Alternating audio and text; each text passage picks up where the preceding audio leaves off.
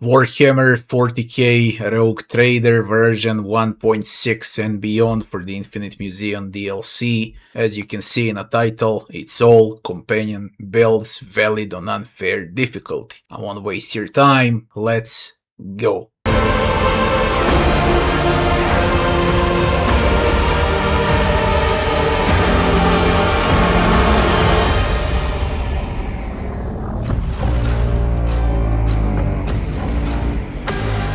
Seneschal Abelard Verserian build. In this case, we got pure tank Abelard that supports the entire team with some amazing new items that came with the last DLC. Let's begin from itemization. So for the helmet, you find this helmet extremely early in the game. For the first 3 rounds, wearer cannot receive crits. And it's gonna remain like that till the very end, cause 3 rounds is more than enough to wipe the floor with every single encounter, and Abelard becomes extremely tanky from the get-go. Now for the armor, we want heavy armor on Abelard non-stop. The best in the game by far is Tempestus Elite Carapace, but there are plenty of good ones you're gonna find along the way until you get Tempestus, like Smuggler's Armor, then the weaker version of Tempestus, then there is a heavy void suit, there is the martial suit,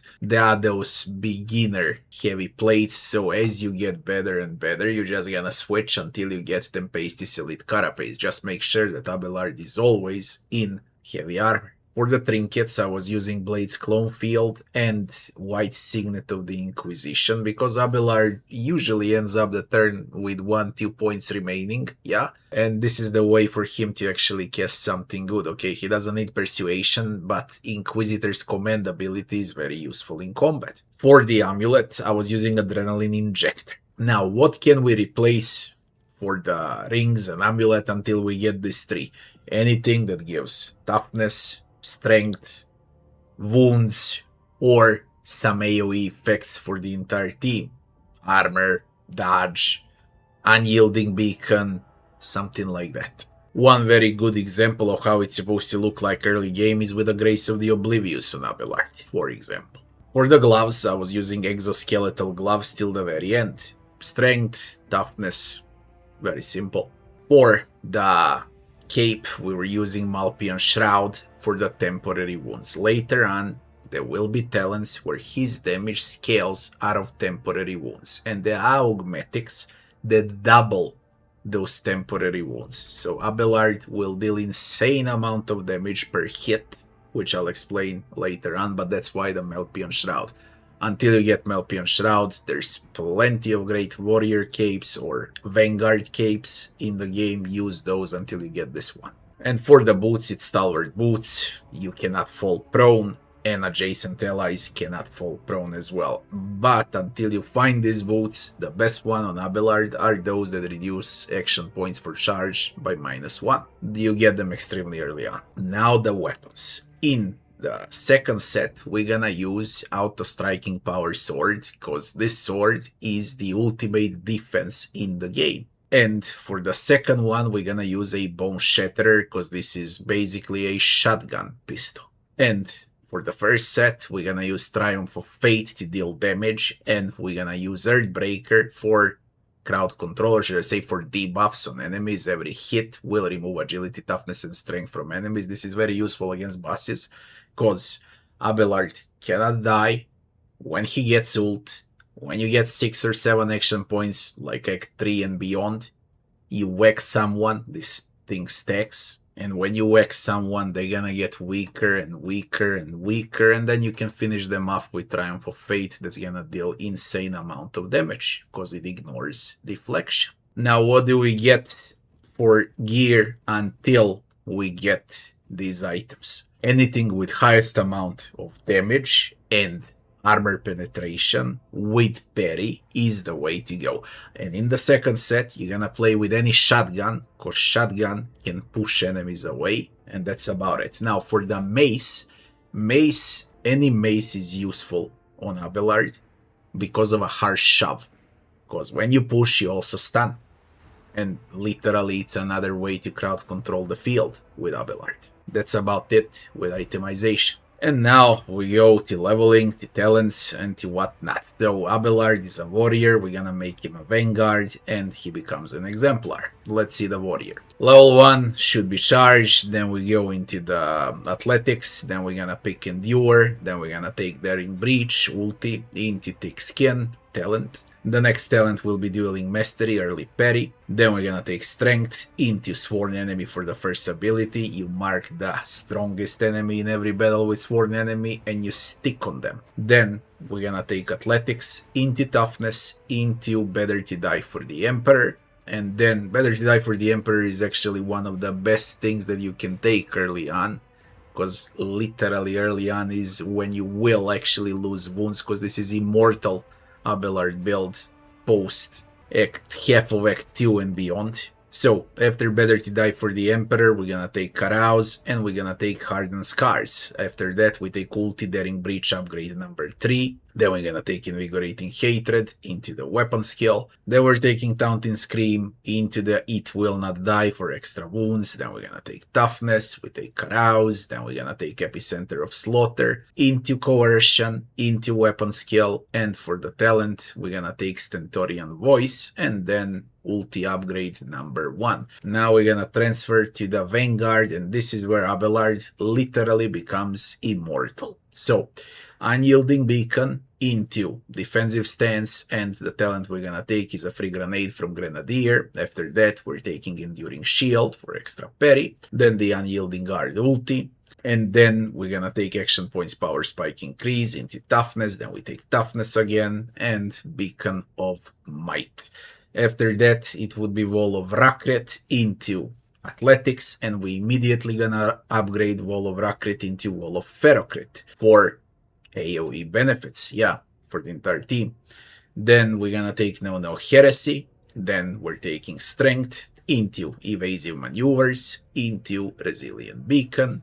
We go with Athletics, Strength, Ulti upgrade number 1 into the Renitent Beacon, into Carouse, then we take Strength, then it's the Bulwark so you can protect squishes. Abelard acts as a cover. Then we're gonna take Cowering Bulwark, immediate upgrade for the Bulwark. Then we're gonna take Weapon Skill into Carouse, into Taunting Defense, and we finish up with Swift Movements and Ulti upgrade number 2. And now the final part where literally Abelard cannot die is when we get with the Exemplar Tough as Steel. Now he becomes extremely tanky and it's gonna happen I think around Act 3. After the Tough as Steel, we're gonna take Clenched Teeth into Athletics, into Selfless Resilience. Then we're gonna take Toughness into Doing My Part. After that we're taking Breakthrough. You either gonna use Charge or Breakthrough. You can't use both. When you use Charge, when you use Breakthrough. Charge when enemies are freaking far away. Breakthrough when enemies are close by is better because you can slash more often, you can deal damage more often than Charge that only dashes once and stops, okay? Then we're gonna take Athletics into the Flesh Wounds, into the Unyielding Resolve. After that we're taking Toughness into Disarm. Then we're taking Follow My Lead for some extra ally benefits. Then we're gonna take Weapon Skill into Formidable Distraction. Then we're gonna take Metal Shell for the Ferrous Sanctum. Then we're gonna take Carouse into Relentless, where Abelard overheals non-stop. He's gonna have a lot of wounds, a lot of toughness, a lot of extra wounds, okay, temporary, and he's gonna keep healing out of those, and his damage also scales out of wounds because of the talent, okay? So when he whacks someone, there's gonna be like 200-300 damage, even better when he crits. Then is the action point power spike increase into the defensive stance, into Carouse. Then we're taking easy target into awareness. Then we're gonna take protective word into weapon skill, then weapon skill again into Medicate. Then these two talents, this is Exemplar, we take a flag bearer, the entire team benefits out of flag bearer. Then we're gonna take shearing strikes into offensive follow. Then we're gonna take Medicate into ramming speed, into high resistance, because now we gotta cover augmetics as well, yeah. So we need some flat stacks with Ferrum Sanctum. Then we're gonna take Force Distraction into Strength and Peak Condition into Counterattack Stance. We finish everything off with action points power spike increase. And now it's time for the augmetics. This is how Abelard basically scales. Okay, so the first thing is optical insertion. It's focal emitter. Any until you get MK2. What does it give? You whack someone, then Abelard shoots him with his red eye and deals extra damage. When you whack someone 5-6 times, this thing deals from like 12 to 25, depends who you hit, alright? Multiply that with 5, 6, 7 strikes, it's extra damage, like you took 2 extra swings at enemy, yeah. Then we're gonna take for the cortical insertion, telemetric logis analyzer. You don't care about penalties, by the way. All of these negative effects do not affect Abelard, he doesn't need those stats, yeah. This one is for some extra damage. Then this is the most important one, and this is how Abelard actually scales. But we need to galvanize the spell for Abelard to really hurt, like 500-600 damage per swing. He can do it in the end game like 7-8 times with ult. Multiply that, that's like 3,000-4,000 damage out of Abelard alone. Yeah, as a full tank, because this is a full support tank Abelard. Subdermal compensator. It gives temporary wounds non-stop, but when you use it and when you galvanize, it's gonna use the same amount of your wounds and transfer to temporary, and then you hit. With all of those talents that scale out of temporary wounds, he's gonna be freaking insane. For the dextral insertion, we use Chime's Combat Infuser for some Tactician. Then we're gonna use Pneumatic Assault Grapple, so you can drag enemies to Abelard, or you can drag Abelard when you hook them with a grapple to bigger enemies. This is basically crowd control, yeah. Also, he takes a hit on everyone once he uses a grapple. And for the legs, we take Inertial Lubricator. Very solid to have because of that oil behind him. You'll see how it works in combat once you start playing Abelard. And now comes the final part, and how do we play Abelard? These would be the skills that he's gonna use along the way. So usually in the early game, you endure, you go with a sword enemy, you charge, you hit an enemy, and you whack. Brace for impact. Mid-game, you do all the same, you just send up the Inquisitor's command from the ring that he's carrying. If you are dogmatic, by the way, you don't receive the ring if you don't play as dogmatic for the main rogue trader. And you're gonna use before you start charging in the middle of allies when they're all together in the tactical positioning and whatnot. You're gonna use Wall of Rakrit, it's gonna become Ferocrit, and they're gonna receive benefits out of it. Then it's time to charge or to wait for the next turn and then strategize further. For the mega late game, what you basically need to wait is for the ult, for the Daring Breach, and then you can rush with Abelard. Alright, what is also extremely useful, for example in a mid game, it's Taunting Scream. When there's a lot of enemies, when your squishes are in danger, when you combine Wall of Rakret into the Taunting Scream, everyone will be safe around Abelard. And of course, do not forget to go with Brace for Impact. If by any chance you have another melee in your team, like Kibellah for example, follow my lead with Kibellah is extremely useful because she's gonna be freaking insane with this one. Also, once you notice that your squishes are in danger, especially from snipers or something like that, stand with Abelard in front of them and go with Bulwark, Endure, Ferocrit into Brace for Impact, and everyone will be safe behind Abelard because he acts as a cover. Full cover. That would be it with Abelard.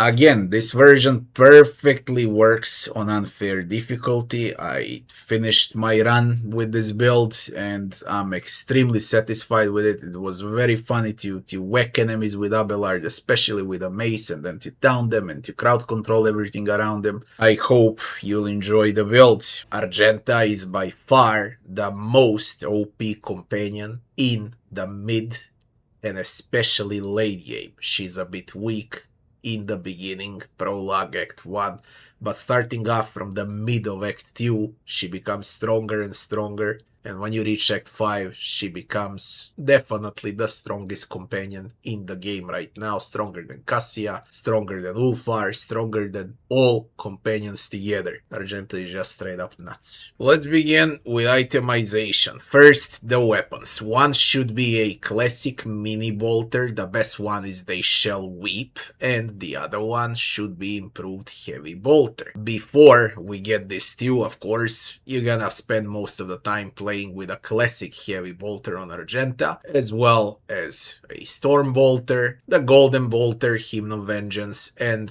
her classic starting bolter. Anyways, this is a bolter, heavy gunner, Argenta. Yeah. Now what about the items?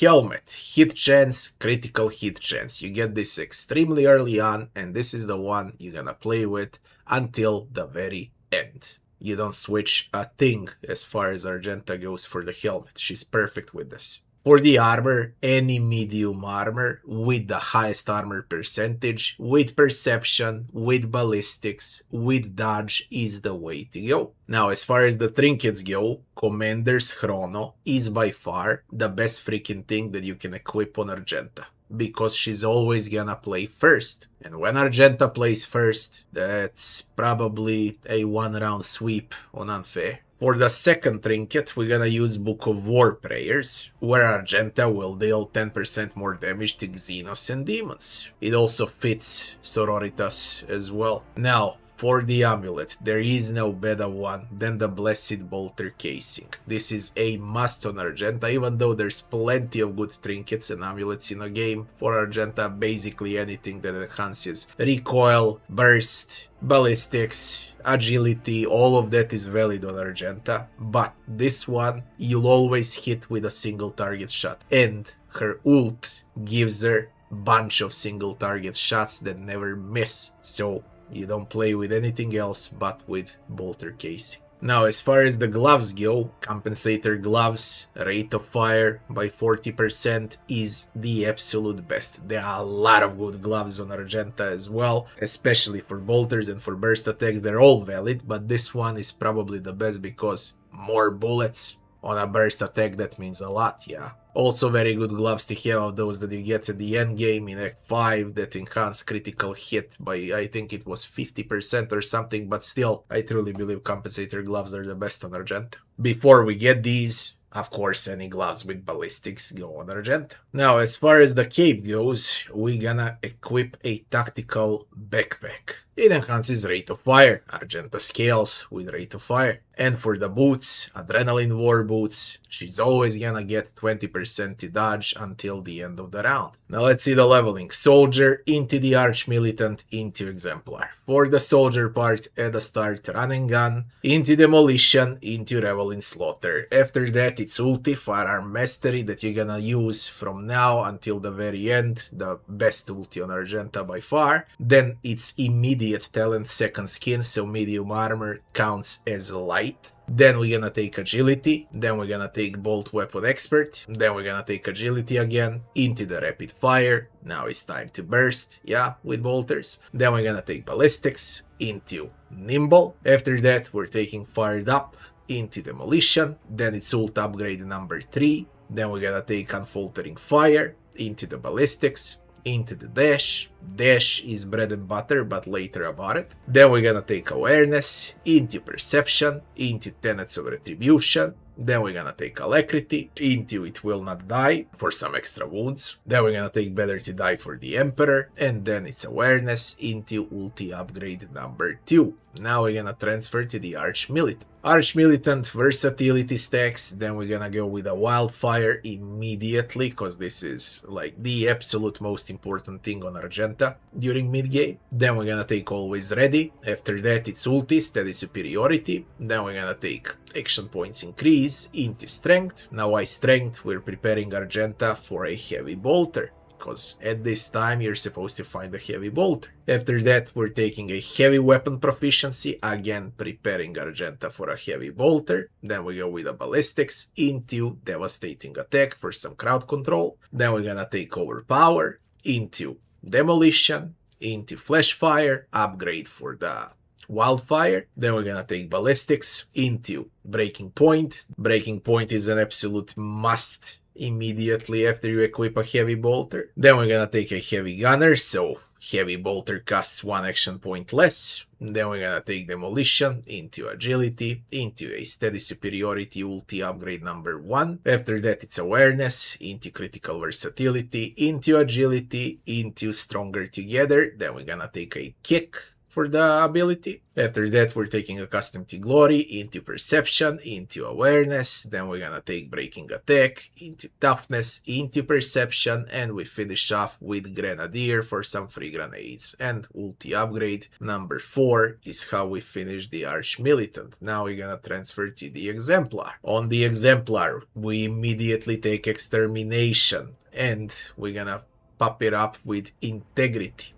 After that we're taking Demolition into Adaptability, Agility into Doing My Part. Then for the ability we're gonna take Entrench. After that is Demolition, into Critical Velocity, into Martial Art. After that would be Ballistics, into Enough Bullets for Everyone. Then the ability would be Reckless Rush. Now Argenta can cover a lot of ground as well. After that we're taking Ballistics, into Distract, and into Swift Movements. On the next level we're taking Awareness, into Know It All. After that it's Action Point Increase, Power Spike with a Swift Slaughter, and Awareness. After that we're taking On the Double with Medic. On the next level, Dependable with Agility. Then we take Perception into Medic. For the Exemplar talent we're gonna take Vital Points, and then we're gonna take Unpredictable for some extra crit. On the next level we're taking Exploit Weakness into the Medic. Then we're gonna take Wreck and Ruin into the Emperor Protects. After that it's Control Shot into Toughness, and then it's Pinpoint Accuracy into Awaiting Orders, and we finish up with Action Point Power Spike, and that would be the leveling for Argenta. Now what about Augmetics? Argenta doesn't need that many Augmetics. You can literally play without Optical Insertion, without Cortical, without all of these, but the only important one is the Somatic Insertion because of the bolters. So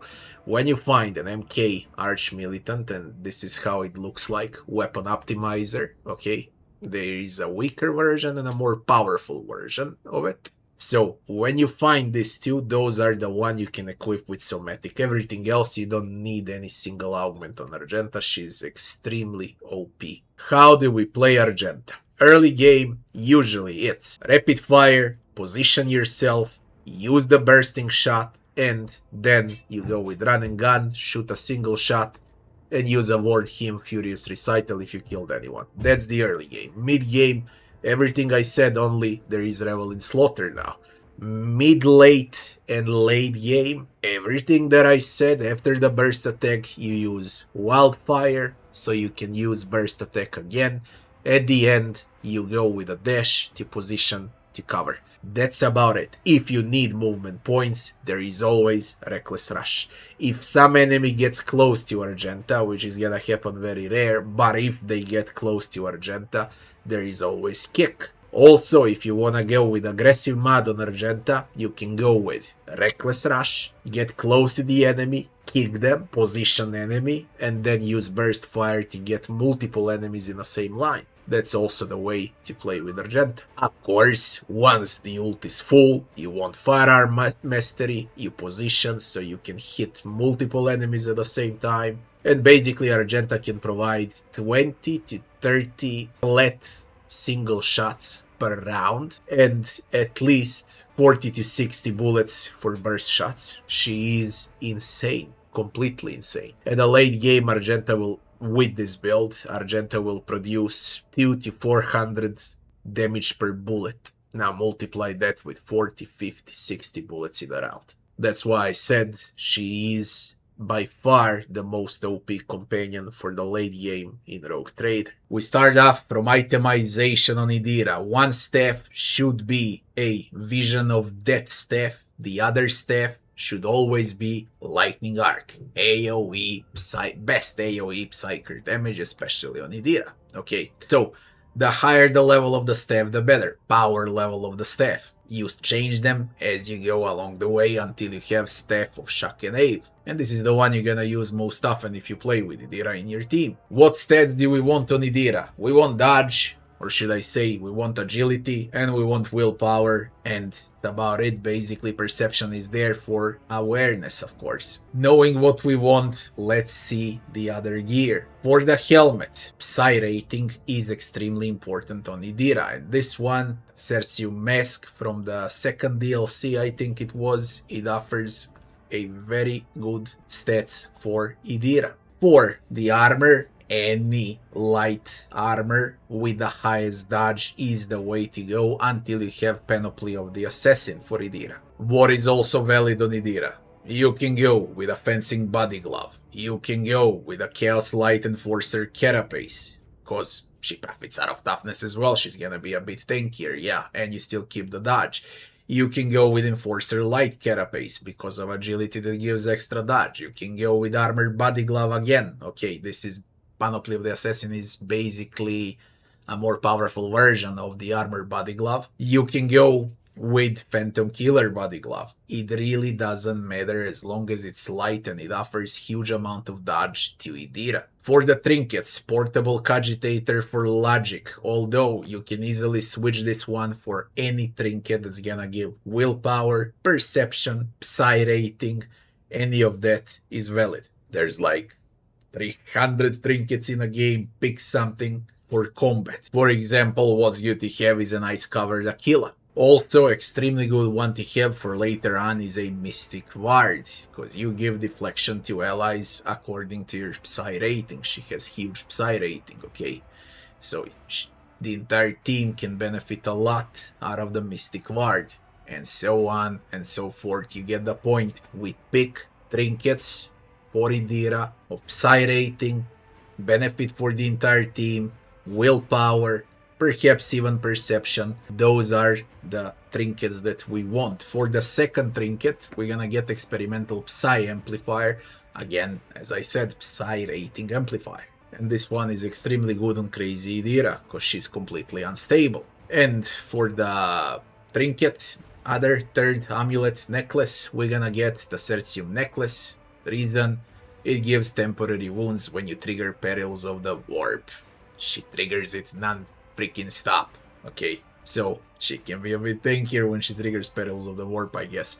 And for the gloves, we're gonna take Warp Conductor gloves, Psychic Phenomenon, Perils of the Warp again. This is where Idira thrives to create chaos on the battlefield. For the cape, it's a Shadow Guide cloak. She is not priority target, enemies ignore her. And for the boots, it's Psyker footwear, stacking dodge for each Psy power that you use on Idira, and she uses a lot of different Psy powers, which we're gonna cover later on. Now let's transfer to leveling. She's an operative that becomes an overseer and ends up as an exemplar. For the operative part, analyze enemies into awareness, next level expose weakness, dismantling attack ulti into a psychic barrage. Then we're gonna take willpower into thriving in peril. Everywhere is willpower, peril, warp, crazy stuff, as crazy as Idira is. On the next level, it's Mind Thief into willpower. Then it's Prescience into awareness. Then we're gonna take Advice and Guidance into the second sight. Then it's Dismantling Attack ulti upgrade number 1 into Logic, Logic again into Perception. Then we're gonna take Psyker Minoris into Tech use. Then we're gonna use Foreboding into Nimble. After that we're taking Warp Minds into Perception. Then it's Intelligence into Visions of Doom. And then it's Dismantling ulti upgrade number 2. After we're done with the operative, we go to the Overseer. We're gonna pick a Raven over here. Psy Raven. And then we're taking Evil Eye into Castigating Echoes, into Overcharge ulti for the Raven, action point power spike, into willpower. Then we're gonna take Better to Die for the Emperor, into willpower again. And then we're gonna use Stabilize for the Raven. After that we're taking Awareness into Psyker Majoris, then it's Perception into Weak Hearts. Then we're gonna take Ruinous Flows talent into Perception, into Awareness, into ulti upgrade number 4 for the Raven. Then we're gonna take the Fatebringer into Predicted Downfall, Intelligence into Logic. Then we're gonna take Precognition into Psyker Terminus. Then we're gonna take a Natural Luck, Intelligence, Logic. Then we're taking Bound by Warp into It Will Not Die for some extra wounds, and ulti upgrade number 2 for the Raven, Psy Raven. Once we're done with the Overseer, we go to the Exemplar. Exemplar, Combat Meditation into Weak Body, Weak Soul. Then we're gonna take Awareness into the Warp Buffer. Then we're gonna take Willpower into Power Conduit. Then we're gonna take Prophetic Intervention into Awareness. Then we're taking Malign Influence into Psyker Extremis. This should be the last Psyker upgrade, by the way. It unlocks the most powerful abilities. Then we're gonna take Willpower into Aftershock. After that, we're taking Dominate into Perception. Then we're gonna take Armor Hide into Stronger Together, into Logic, into Perfection Under Fire, and Action Point Power Spike Increase. Now we're gonna take Pain Channeling into Logic. Then we're gonna take Obscure Threat into Medicae. Then we're gonna take Mind Siege, Perception, Agility, and Medicae again. For the next talent, Tricky Defense into Edge of Fate. Then we're gonna take Mental Breach into Medicae, into Flawless Plan, into Swift Movements. For the last ability, we're gonna learn Psychic Assault, and we take Agility into Know-It-All, and Stabilizing Factor ends up in Action Point Power Spike Increase. We do not need a single augment on Idira, so do not use augments on Idira. She doesn't profit out of augments, and there are no good augments on Idira. How to play Idira? At the start of the game, early game, usually gonna analyze. You're gonna use the staff attack. I think it's Lightning Arc. Yeah, it's Lightning Arc. So you analyze, you use Expose Weakness or so on, and you shock enemies with Lightning Arc. That's like bread and butter, and it's valid all the way till the very end, late game. Yeah. And of course, do not forget to buff up allies. Those that need dodge and parry. For example, you can buff Abelard with parry, you can buff Cassia with extra dodge, or you can even buff Idira with an extra dodge. It really doesn't matter. When you cannot reach enemies, and if there is a single target, instead of using Lightning Arc, you're gonna attack with a Psychic Shriek. And that's about it for the early game. Now, for the mid-game, when we get the Raven, you're gonna need to move the Raven everywhere with Relocate. Raven can traverse extremely far, and the very first move, always when you play with Idira, from mid-game and onwards, will be to move the Raven, and then use spells, abilities, and whatnot. First, move Raven inside enemies, because Raven will damage enemies around, and debuff enemies as well, and multiply some spells and whatnot. Raven is OP, do not be afraid for Raven. If Raven falls, it fell. It's important what's Raven capable of doing in that one round, to devastate all enemies. So once we use Relocate, then we can use a Discharge, and then we can go with Lightning Arc from Idira. Also, before using Discharge, we can always trigger Evil Eye for some extra damage.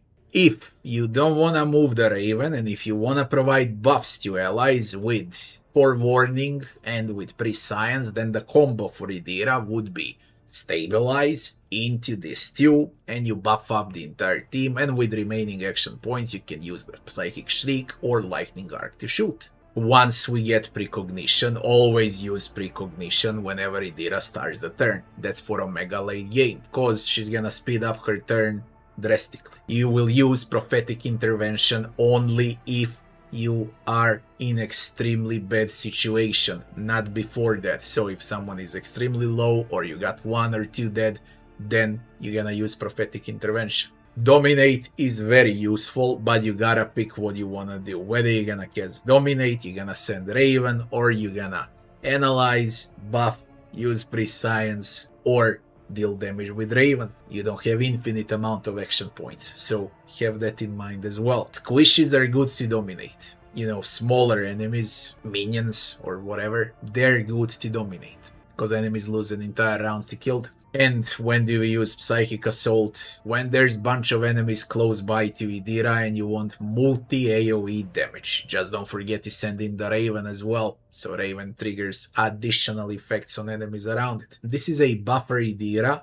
She provides a lot of buffs, but that's like 20% of the build. 80% of this build is damage dealing psychic abilities and creating chaos on a battlefield by summoning demons because of the perils of the warp.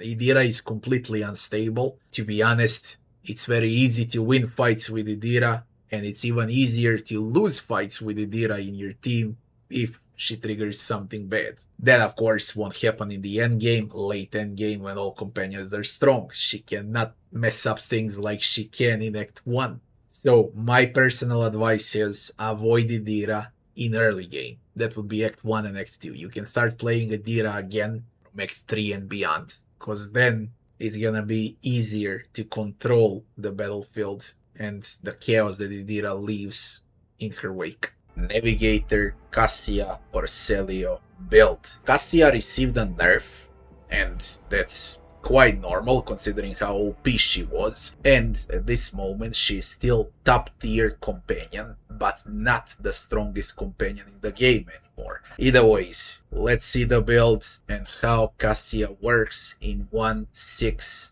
or should I say the Infinite Museion. Let's go. Cassia itemization. For one staff, we always want to have devastating staff. The higher the level of the staff, the better.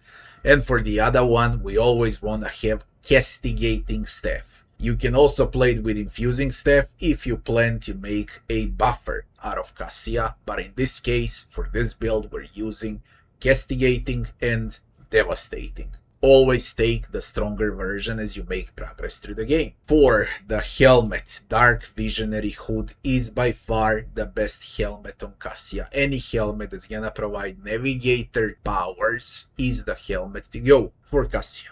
For the armor, I was always using Slick Body Glove and nothing changed there. It's still Slick Body Glove. Dodge, dodge, and dodge. You want Cassia to dodge everything there is on a map. Her dodge during combat goes up to 500%. In other words, no one can still touch her. She just doesn't deal as much damage as before, but still she's untouchable.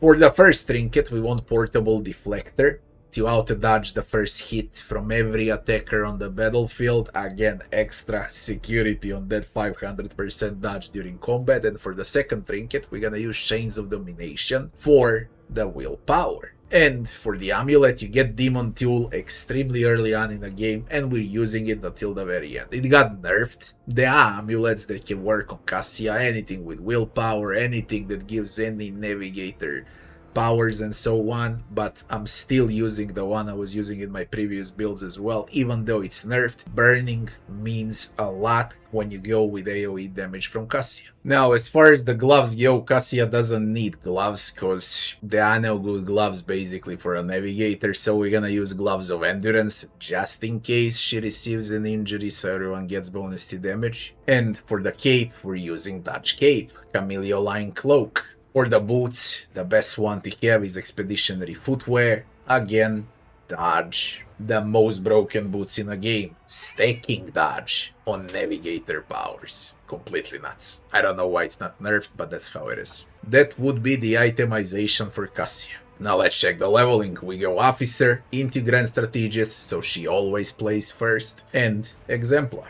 As far as the officer goes, Voice of Command into Persuasion, then we use Bring It Down into the Finest Hour ulti, and the first talent we're gonna take would be the Lasting Impression. Then we're gonna take Perception, and we start with Navigator talents, and we stick with Navigator talents until the very end, until we get them all. So the first one in line, the most important, is Pass Unscathed. Then we're gonna take Perilous Ways. Then we're gonna go to the Willpower, into the Notch of Purpose, into the Ebb and Flow, into the Blood Augury, into the Awareness. After that, Ulti, Finest Hour, upgrade number 2, Lore Warp, into the Willpower. Then we go Eye of Oblivion, into the Perception. Then we take Point of Curiosity, into the Mind over Matter. Then we're gonna take Nimble, extra dodge, into the Lore Warp. Then we're gonna take Fellowship, into the Strange Vitality, and we finish with Finest Hour ulti upgrade number 1. By this moment, she is supposed to dodge every single attack coming in Act 1 and in Act 2. Now we're gonna transfer to the Grand Strategist. Grand Strategist, cause she always plays first, combat tactics first. Then we're gonna take a Waking Nightmare, extremely powerful ability. We'll explain how it works later on. Open to the Warp is the next talent we're gonna learn. After that, it's taking hold, into the action point increase, into the willpower. Then we're gonna take tonicity, into willpower. After that, we're taking a curse, Warp Curse Unleashed, extremely powerful spell. Then we're gonna take Lore Warp into Mastery of Time. After that, we're taking Perception into Undam the Sea of Souls.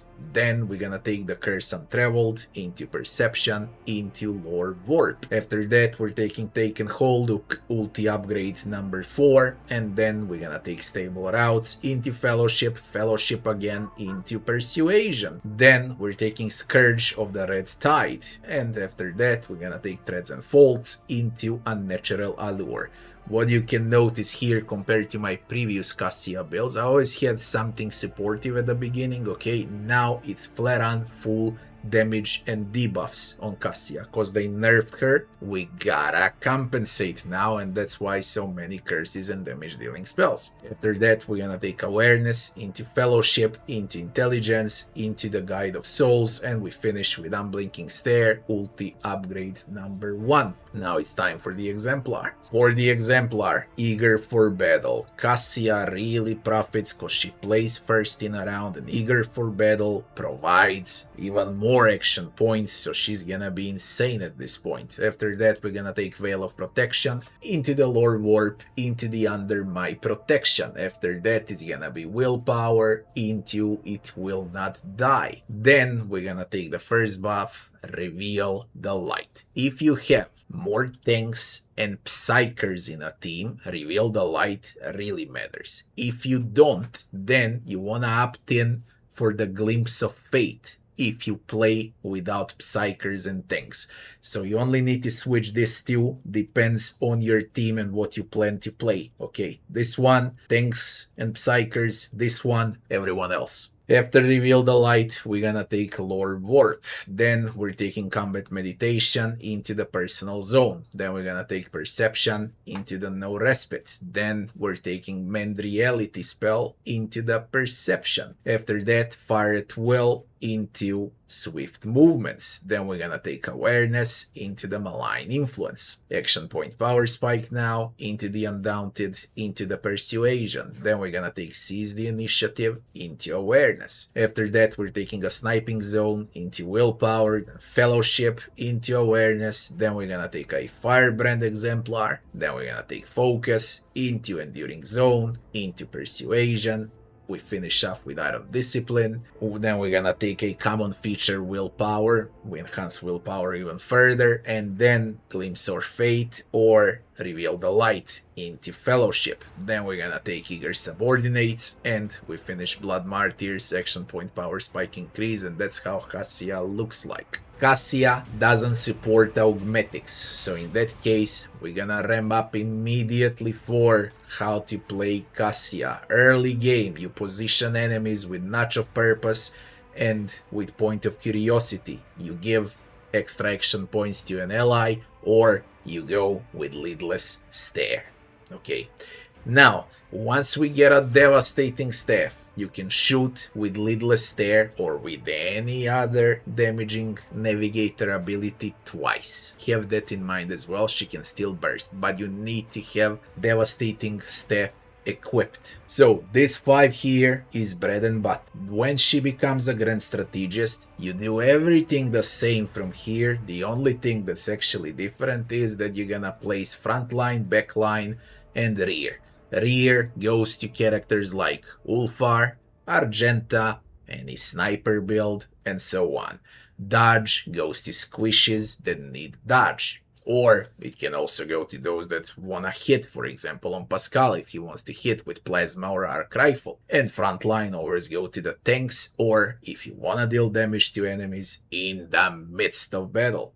Okay, now when we covered all of this, what remains is Waking Nightmare and Warp Curse. These two go together fine when you use them on bosses. You're gonna reduce bosses' stats and wounds, or should I say health, by 30% or so when you cast both at the same time. It's quite OP, so don't forget about using it. When you need defense, when you need dodge, you're gonna use Glimpse of Fate. When you wanna power up your tanks and your Psykers, you're gonna use Reveal the Light. Also, when you think how Lidless Stare doesn't do the job, now we got AoE Scourge of the Red Tide that you can cast twice with the Devastating Staff. So you pick what you want to use out of these two. Whether it's gonna be Scourge of the Red Tide in, what is this, like 3x3 circle, or you want to use huge AoE effect from Lidless Stare. They're both great, and they deal similar damage now, because again, Cassia is kinda balanced than how she used to be. And for the final thing would be Mend Reality. Mend Reality only when the fight is very hard. You don't need to cast this unless you fight like end game act bosses. That's the useful thing about the Mend Reality. Aside from that, you're never gonna use this one. It's only there for boss fights. Pasqal, in my case, received drastic changes from all of my previous builds on Pasqal. It still works on previous builds with Plasma Rifle, and how I played Pasqal with Assassin, Melee, Plasma Rifle, Sniper, and so on. But this time, we play Pasqal with an Arc Rifle. Pasqal is, by far, with this build, the strongest companion in the game during Act 1 and during Act 2. Falls off a bit during Act 3, then in Act 4 falls off a bit more, and in Act 5 he becomes normal, I would say balanced. But Pasqal is Omega carry in Prologue, Act 1, Act 2. Later on, you don't care that much because Argenta will sweep everything, or Cassia, or your main rogue trader. But Pasqal carries hard with Arc Rifle build. Let's see how it is. Itemization on Pasqal. Any melee weapon of the Omnissiah, okay, any X of the Omnissiah, the better, the more damage, the more arm pen, the better, but you won't use it as often. This is bread and butter. Arc Rifle. The higher the damage on Arc Rifle as you play and the higher armor penetration, that's the one you wanna equip, and that's the one how you gonna smack enemies. Okay, Arc Rifle is completely insane at the start of the game. For the helmet, we're gonna use Pinpointing Visor. Anything that gonna give Pasqal ballistics, crit, chance to hit, that's the helmet you wanna equip. For the armor, we can keep him in medium armor, or you can opt in for power armor and equip power armor on Pasqal, but you'll need to strategize a bit for that.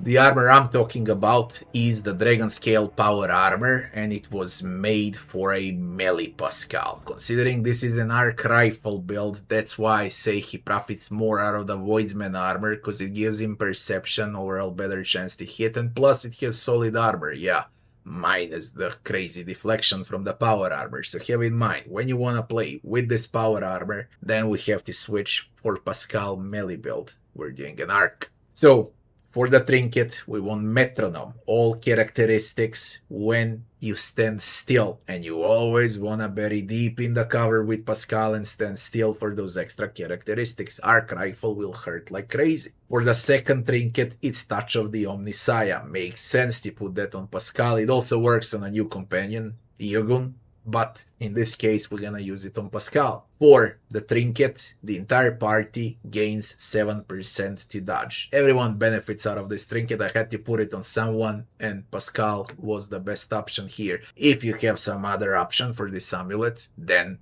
sure, go with ballistics on amulet, perception on amulet, more damage with Arc Rifle or something like that. It doesn't matter what amulet you equip. I believe this one is the best on Pasqal. For the gloves, current amplifiers, they give more damage with Arc Rifles. Simple as that. And for the cape, cloak, if you can call it like this. This is emergency injector. It gives Pasqal literally extra life. For the boots, it's Caligula's and Keith, action points, lead boots, very good to have, because you're gonna use Heroic Act nearly always in combat with Pasqal, because you wanna trigger ulti with Pasqal with an arc rifle, whenever you can. This is an Operative, Overseer, Eagle, Exemplar, Pasqal. Let's begin with the Operative. First thing we're gonna get would be analyze enemies into tech use. Then we're gonna get expose weakness into dismantling attack, into the passive learning. After that it's perception into the scanner mechanic. Then it would be pulse amplifier. We begin with arc, because very early on you're gonna get arc rifle on Pasqal, into perception. Then we're gonna take perfect spot, because we wanna make hits with that arc rifle, yeah, into the tech use. Then we're gonna take Echo Pulse for the arc rifle into the residual charge for the arc rifle. At this point, Pasqal becomes completely insane with damage during Act 1. For the next level, we're gonna take Dismantling Attack, ulti upgrade number 2, into Awareness again, into Intelligence. Then we're gonna take Tides of Excellence into the Medicae, and we finish with Precise Attack into the Overcloaking module. Then we're gonna take Staggering Jolt into Ballistics into It Will Not Die, and we finish with ulti upgrade number 1. And now we transfer to the Overseer. We pick an Eagle. Pasqal and Eagle deal a lot of AoE damage. And now from this point it's pretty much simple. We're gonna go with Blinding Strike, the best Eagle ability in a game, and you're gonna use it often. Into the Rite of Calibration, into the Overcharge, then Action Point Power Spike, into Perception. We're taking Liturgy of Insulation for Arc Rifle, into Perception, and then we're gonna take Strafe for the Eagle, into the Tech Use, then we're gonna take Energy Accumulation, into Ballistics, into Persistence of the Forge, then we're gonna take Sharpened Talons, into Ballistics, into Awareness, then we're gonna take ulti upgrade number 1 on the Overcharge, then we're gonna take Enhanced Augmetics for the characteristics on Familiar, then we're gonna take Machine Spirit Communion. After that we're taking Intelligence, into the Tech Use, into the Strategic Adaptation, then we're gonna take Disposition Analysis, into Medicae Mechanic, into Intelligence, then Medicae. We finish off with Bloody Mark, into Exposing Communion, and ulti upgrade number 2. And now to the main part of the game, that would be the Exemplar, yeah. So for the Exemplar, Perfection Under Fire would be the first Exemplar talent. Then we're gonna take Fresh Target. After that we're using Tech Use into the Wind Currents. Then it's Ballistics into Aiming Protocols. Then we're gonna take Intimidation into the Tech Use. After that, Know It All for the Exemplar. Pasqal benefits a lot out of Know It All into Emergency Protocol. Then it's Perception into Weak Body, Weak Soul. After that we're taking Advanced Tracking for the Eagle, then it's Perception into Manipulator Push if someone gets close to Pasqal. Then we're gonna take a High Resistance into the Medicae, into Cataclysm. After that we're taking Action Point Power Spike Increase into Ballistics Calculation, and then Medicae. After that we're taking Combat Insight into Medicae. We finish up with Tenacious Talons into Strength. Then on the next level, Ballistic Skills into Medicae. Then it's Pinpoint Accuracy on Pasqal for the Exemplar within Sniper Expertise. Then we're gonna take Swift Shadow into the Logic. Then it's a Joint Offense into Swift Movements, and Consolidation for extra movement points into Toughness. And then we're gonna take Tipping Point into Instant Exposure. We finish off with Action Point Power Spike Increase. If you think how you lack movement points, switch Advanced Tracking for Consolidation. So Consolidation comes here, Advanced Tracking comes here. Now let's check Augmetics on Pasqal, which is the most important one, the one we galvanized, and that would be a Somatic Weapon Optimizer MK2. Until you find MK2, you play with any weapon optimizer, cause you want that benefit for Arc Rifle. Now as far as the vertebral, it goes with Biomechanical Skeletal Link, and that's literally locked on Pasqal, as well as Analytics System. Yeah. For the optical insertion, we use MK1 Cerebral Holo-Ocular. Then for the cortical insertion, we're gonna use Cerebral Inverter. Then for the synaptic, it's already there on Pasqal. Machine Spirit banishment ability. And Corporal is already there. Just make sure that you galvanize Weapon Optimizer. Arc Rifle belongs to Exotics. Have that in mind. And it provides chance to inflict a random common negative effect for a round when you hit with Arc. And you gotta shoot a lot with Arc.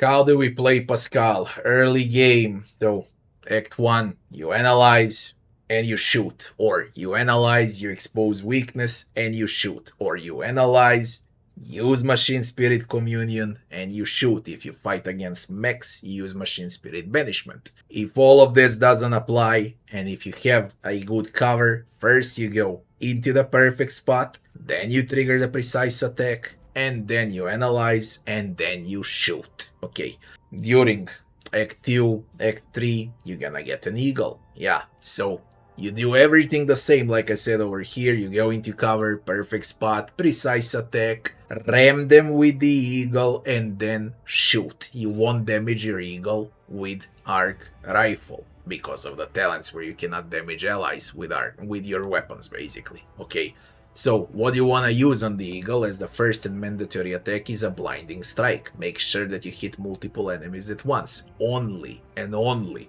if enemies are aligned, okay, one straight line. Then you're gonna use strafe as the opening. In all other cases, you're gonna use blinding strike. Also, what you gotta have in mind is that eagle can also attack with obstruct vision.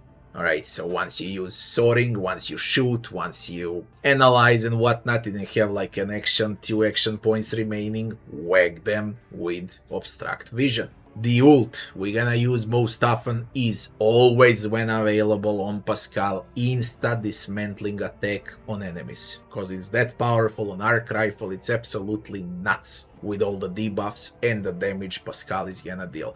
Pasqal, with this build, crits non-stop. Non-stop. What we do in the Omega late game, everything that I said for Act 1, 2, 3, now you're gonna apply movement from consolidation, and that's about it. You can also intimidate from time to time if there is a boss fight. If not, just use what I told you to use and you're perfectly fine with Pasqal. You'll see how OP he is at the mid of Act 1, believe it or not. Pasqal, for me at least on my run, easily carried the final boss of Act 1.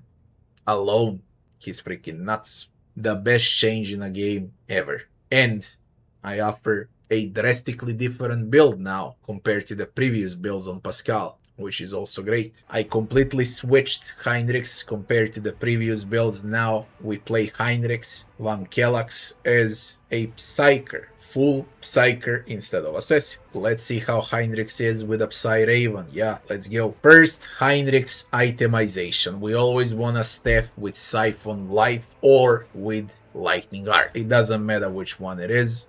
Also, Emperor's Wrath is quite solid. So, the higher the level of the staff, the better. We want all of those benefits from willpower and Psy rating. This is why the Blood Drinker is the best, because it offers Psy rating, yeah. And for the other set, we want Force or Power swords. Better with Force swords, of course. We want Dark Providence and we want Incinerator for this build. But basically, you got so many swords in this game that are valid on Heinrix. The higher the damage, the higher the arm pen, the better. And pay attention on those passives.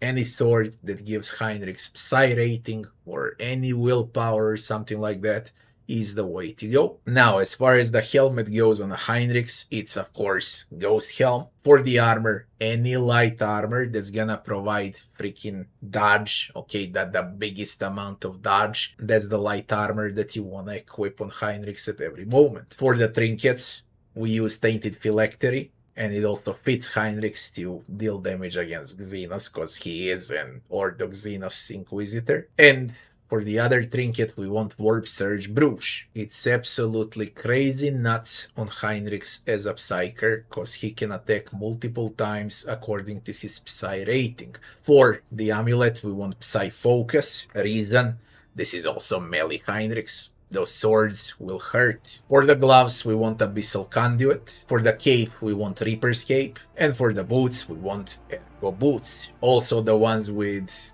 action point, -1 action point to charge are quite good as well on Heinrix. Now what about leveling phase for Heinrix? He's a warrior that's gonna become a Raven Overseer into the Exemplar. First, we want charge, then coercion, into endure, into the daring breach, and we take rigorous training. After that, we're gonna take Blade of Light, into agility, into Shield of the Emperor, into carouse. Then it's agility, into Psyker Minoris. After that, we're taking carouse, into defensive maneuvers, and daring breach ulti upgrade number 1. After that, it's power weapon expert, into weapon skill. After that, we're gonna take Enfeeble into Edge of Dawn. Then it's weapon skill into Lord Xenos. After that, it's Nimble into Lord Xenos. Then it's strength into It Will Not Die, and we finish with Daring Breach ulti upgrade number 4. From warrior to overseer, we're gonna pick up Psy Raven, and we're gonna complete the cycle. After that, it's Psyker Majoris. On the next level, it's overcharge ulti with action point power spike increase, and we pick willpower. After that, it's castigating echoes into willpower. Then we're gonna take warp speed into Lord Xenos, and we're gonna pick biophysical distortion for the talent. Then it's willpower into Psyker Terminus. After that, it's better to die for the Emperor, into willpower, into Lord Xenos, and then ulti upgrade number 4 for the Psy Raven, with stronger together and second sight. After that, it's agility, into carouse, and we pick Hammer of the Emperor. Then it's impure force into the Steel Mind. After that, we're gonna take agility, into carouse, into ruinous flows, and then Psyker Extremis. We finish with ulti upgrade number 2 for the Raven. With Overseer done, we transfer to the Exemplar. The very first we're gonna take is Perfection Under Fire into the Thick Skin. After that, we're taking Lord Xenos into the Warp Buffer. Then it's willpower into the Sanctified Slayer. For the ability, we're gonna take Purge Soul into the Lord Xenos. Then we're gonna take Combat Meditation into the Psychic Barrage. After that, it's willpower into the Psalm of Heroes. Then it's Metabolic Overcharge into the Agility. After that, we're gonna take Psy Resonator into the Eternal Glory. Then we're gonna take Carouse again into the Toughest Steel. Action point power spike increase into the Sacred Rituals and Carouse. On the next level, Clenched Teeth into Demolition. Then we take Stabilizing Factor into Agility and Weapon Skill into the Athletics. On the next level, Know It All into the Ramming Speed, into the Armored Hide, into the Demolition, into the Adrenaline Surge, and Hymns of Hatred. For the final part, it's Light of the Emperor into the Weapon Skill, then Malign Influence into Warp Saturation, and we finish with action point power spike increase. Now what about Augmetics on Heinrix? He doesn't need a single one, believe it or not. He doesn't benefit out of the single Augmetic. So we can immediately transfer on how to play Heinrix. Usually what you wanna do is buff your allies with Word of the Emperor into the Shield of the Emperor, Omega late game into the Hammer of the Emperor, and shoot with a staff. If enemies are close by, you switch on those double swords and you charge into them. Don't forget to use Iron Arm before charging. When you wanna debuff enemies, and if you don't know what to do with action points, Enfeeble is the way to go. Later on, when you have a Raven, first and foremost, you're gonna send the Raven with Relocate. You're gonna use all of those damage dealing abilities from the Raven, and then you're gonna use your staff or you're gonna charge into battle, depends from combat to combat, of course. Omega late game, you always wanna try and do the Purge Soul, and do not forget about the most OP ability that Heinrix can cast, that would be Warp Speed. This is insanely good on every single character, including Heinrix. Now, the even better version of the Warp Speed would be Metabolic Overcharge. This is all-in spell, so once you're sure that you're going all in with someone, you then gonna cast Metabolic Overcharge and commit to a kill. This is usually used against bosses. If allies need healing, Heinrix can do that as well with Light of the Emperor. Just make sure that you have Heinrix surrounded by allies before casting Word of the Emperor, and then ram up Light of the Emperor if anyone needs healing. This is a hybrid Heinrix. He is both melee, he has extremely high dodge, and he deals tremendous amount of damage with both melee weapons and with his staff. He's very good at debuffs, buffs. Overall, a quite balanced Heinrix. Jaya Heydari build. Let's see how she is in the new version of the game. We start off from itemization. We want double snipers on Jaya. The bigger damage on snipers and the bigger arm pen, the better. The bigger hit chance and dodge reduction, the better. For the first weapon of choice, we're gonna use Cruel Fate. And for the second sniper, we're gonna use the Roar. Until you reach Act 4, Act 5, do not use this. Use any laser sniper or any laser rifle that actually has additional chance to hit. Later on, you don't need additional chance to hit because she's gonna scale like crazy, yeah? But when you find Jaya during Act 2 on Footfall, make sure to equip one sniper and one auto laser rifle for burst attacks. Now, as far as the helmet goes, it's a monocle. Commander's monocle on Jaya, and nothing is better than this. For the armor, any light armor, the best one is Loyalist Garb, but anything that's gonna provide extra dodge to Jaya is the way to go, and it has to be light. As far as the rings go, Emerald Ring is the first option, and the second option would be the Shadow Field for some extra protection on Jaya. For the amulet, it's Hypnotizing Pendant. Some extra crowd control on Jaya. For the gloves, we're gonna get Abyss Spinner gloves, and for the cape, Mercy's Gift, for the Fellowship, and for the boots, it's of course Commissar boots, cause Jaya is an officer. As far as the augmetics go on Jaya, we only need optical insertion and nothing else. So, ballistic calculator for her shots to ricochet instead of dealing over penetration. That's AoE damage now on Jaya with a sniper. The rest, this is her base, Sinistral, Serve Cold ability on Jaya. You don't need any other augment, just make sure that you equip Ballistic Calculator, and she's pretty much good to go. Now the leveling phase. Officer into Master Tactician into the Exemplar for Jaya Heydari. For the officer, she comes like this and you can't switch a thing, but later on when you find her, you're gonna pick what you want her to be, and she is a Master Tactician. So let's begin from here. Tactical Advantage, into the Press the Advantage, into Inspire, into Against All Odds, into the Orchestrated Firestorm ult, then it's gonna be Action Point Power Spike Increase, into the Fellowship, then it's Ballistics, into Better to Die for the Emperor. Then we're gonna take Linchpin, into Nerves of Steel, into Persuasion, into Fellowship, into It Will Not Die. After that, we're gonna take Reliance, into Lore Imperium, then it's gonna be Agility, into Ulti upgrade number 2. After that, we're gonna take Unwavering Motivation, into Persuasion, and into Agility. On the next level, Ready to Serve, into Strong Point. Then we're gonna take Hidden Advantage, into Agility, and into Commerce. After that, it's Stronghold, and we finish up with Agility and Grenadier into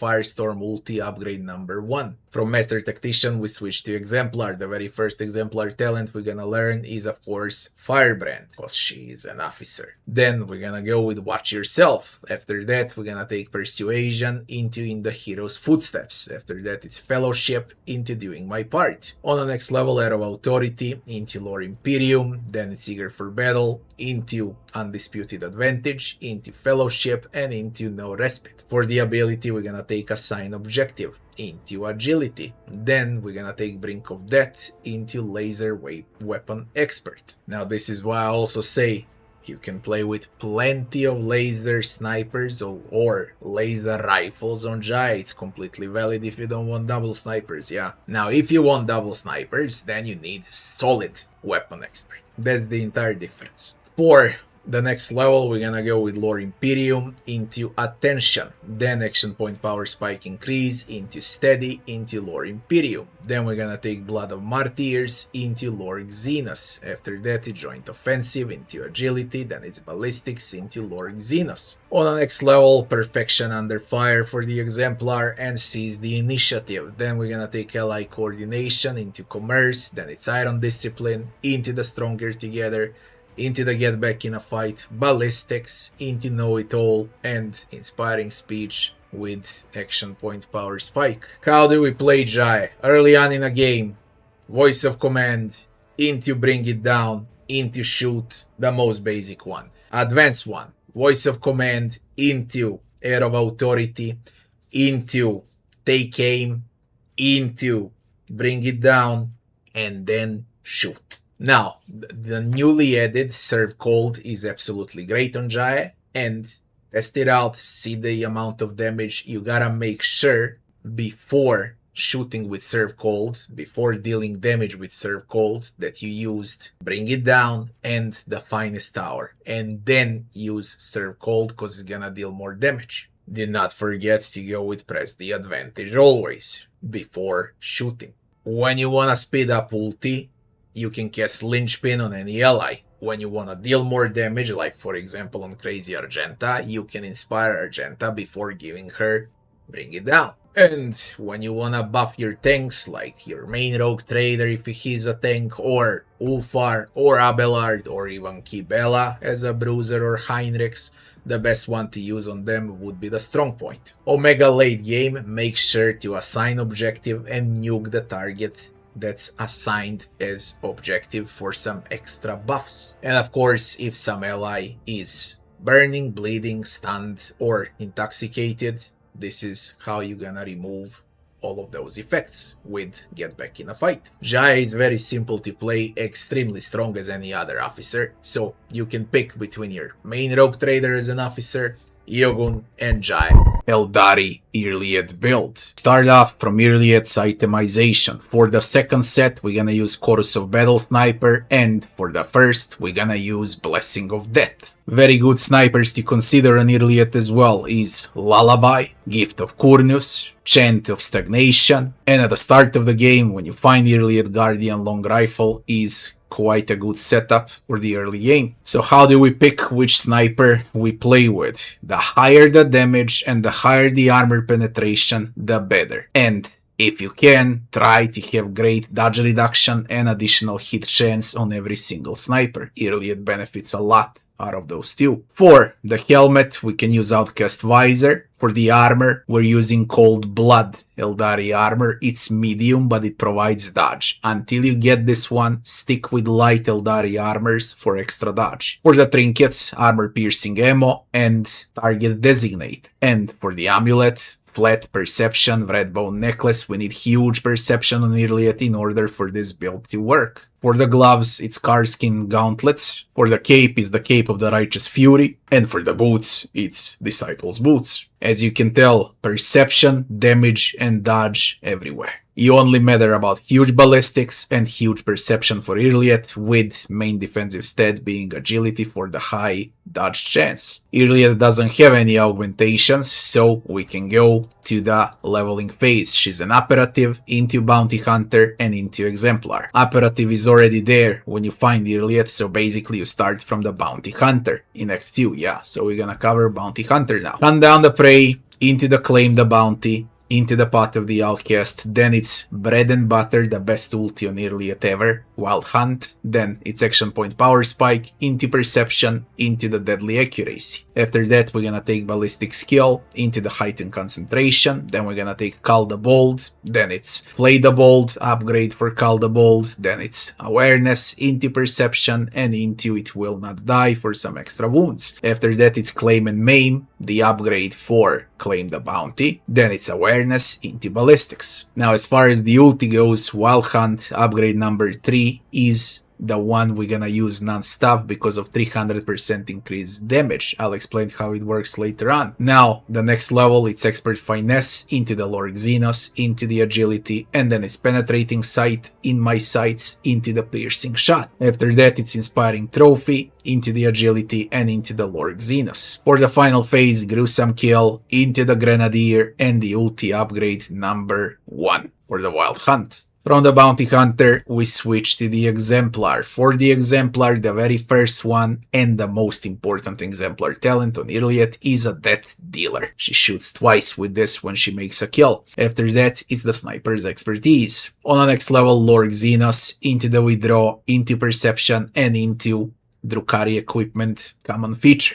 After that, we're gonna take Intimidation, into Awareness, and into Deadly Aim with Guidance. On the next level, we go with Perception, into the Instant Exposure, and for the ability, we're gonna take Ensnare the Prey with Ballistics. After that, we're taking Pierce the Armor, into the Common Feature, into Perception. As I said, we need High Perception, into Lorg Xenos, and into Critical Velocity. After it, we're gonna take Action Point Power Spike Increase, into the Combat Insight and Awareness. For the second part, we're taking Comprehensive Analysis, into Demolition, then we're gonna take Hunter's Ambush, into Ballistics, into Agility, and into Demolition again. After that, we're taking Masterful Precision, into the Weak Body, Weak Soul, then we're gonna take Pounce, into Demolition. And for the final phase, it's Hunting Surge, into the Characteristic Training Ballistics, then we're gonna take Raid for the final ability, into Agility, and we finish with Vital Points and Kill Squad with Action Point Power Spike Increase. Now, how do we play Yrliet? Early game, when you find Yrliet, it's very simple. You go into the half cover, full cover of course if it's doable, and you go with Perfect Spot. You click on Precise Attack, you analyze an enemy, and you shoot. When Yrliet gets stronger, when you get more abilities, we repeat the same process here. So we go with Perfect Spot, Precise Attack, into the Analyze, and then we're gonna do Call the Bolt. After that, we shoot, and then we shoot again with Claim the Bounty. If there's multiple enemies aligned on Yrliet, then we're gonna use Piercing Shot, if they're in a straight line. Once there is a harder enemy and someone you really want to kill, the combo is Perfect Spot, into Precise Attack, into the Analyze, and then you're gonna mark the prey, Call the Bolt, and then you shoot with Wild Hunt when ult is available. She's gonna one-shot literally everything on a map. And because of the talents, she's gonna shoot at the closest enemy again. And that still leaves you with action points to shoot on a third enemy with Claim the Bounty. There are even some snipers, Heydari snipers, that allow 4 or 5 shots during the same round. So she can shoot a lot, and all of those are crits. If you have an extra action point or 2 available, you can always cast a snare, a trap, so you can ensnare the prey, and you can also consider about using Raid for the entire team to benefit out of it, and of course Intimidation. Anyways, the most important thing is to use Wild Hunt. Now, when is Yrliet actually the strongest? She's the strongest when someone, or should I say when an officer, any officer, whether it's gonna be Cassia, Eogunn, your main rogue trader, or Jae, when they give her finest hour ulti. Then Yrliet, with like 7-8 action points, can shoot 7 to 8 times. Those are all huge crits. 600-700 to 1000. Multiply that with 7-8 times and calculate the damage. It's completely nuts. Now, God forbid, if you get another ult during all of those kills with Yrliet, you're gonna have Wild Hunt on her after the finest hour for 300% increased damage. If she crits, it's insta one shot no matter who's the boss. Kibellah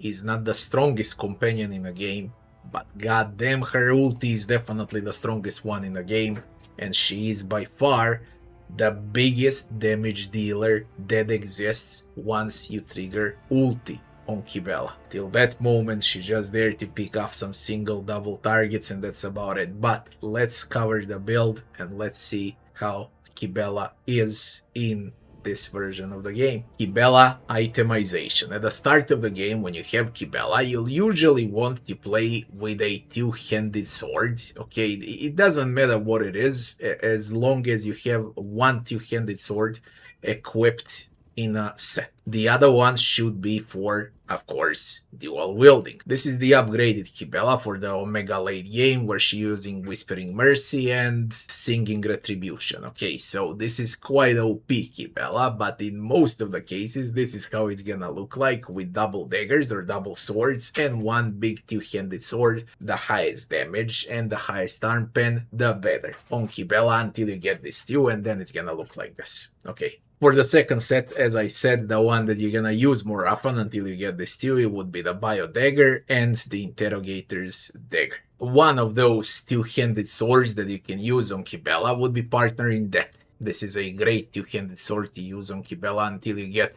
mercy, and retribution. And of course there is the starting sword as well on Kibellah that works extremely well, that called Blade. Later on in the game, also Ceremonial Blade works quite well on Kibellah. But anyways, the higher the damage and the arm pen, the better. And always have 1 two-hander, and in second set, 2 one-handers. Now, as far as the helmets go, Lingering Whisper is by far the best. How does Kibellah scale? She scales out of Medicae. The higher the Medicae, the better. Okay, so you want Medicae on Kibellah, you want weapon skill on Kibellah, you want toughness, you want agility. Those are the main stats. So, for the helmet, Lingering Whisper. For the armor, Bygone Sorrow. This one you get once you finish Kibellah's quest. Till then, any light armor that's gonna provide dodge and parry or both is the way to go. Now, as far as the armor goes, it's of course Bygone Sorrow that you're gonna get once you finish the story part with Kibellah. Till then, any light armor with dodge, parry is the way to go. If you can get both, even better. There's plenty of that cult assassin light armors in the game, and it's very easy to acquire them. One of the very good examples of a very good armor on Kibellah would be the Phantom Killer Body Glove, and so on and so forth. As long as it's light, as long as it gives dodge. We want huge dodge on Kibellah. For the first trinket, Flare Up Diagnoster, Medicae plus. The bigger the Medicae on trinkets, the better. Damage scales out of it, health scales out of it, everything scales out of Medicae. And for the second trinket, again, it's Medicae, but stacking one. For the third, or should I say amulet, again, it's Medicae. The higher, the better. Very simple to put items on Kibellah. For the gloves, we want Executioner Gauntlets. And for the cape, we want Blade Dancer's Mantle. That from above is bread and butter skill on Kibellah. The most powerful one, by the way, aside from her ult. And for the boots, we want improved lightweight boots for additional parry and reroll dodge tests. That would be the itemization on Kibellah. Now, what about leveling? We want to be Blade Dancer, into Executioner, and then Exemplar. Let's see the Blade Dancer. For the Blade Dancer, it's Blade Dance, into the Medicae, into the Death from Above, bread and butter, you want to use it non-stop basically, into the Death Waltz, into the Death Warden. Then it's Nimble, into Agility, then it's Acrobatic Artistry, into the Medicae, into Agility, into Blinding Blades, into Athletics, into Dueling Mastery, then it's Death Waltz upgrade number 2, into Blade in his hands, Weapon Skill, into Blood Oath, into Bloody Mess, into Weapon Skill, into Demolition, then it's It Will Not Die, into Demolition, Toughness, into Guillotine, and it ends up with Death Waltz ulti upgrade number 3. From this point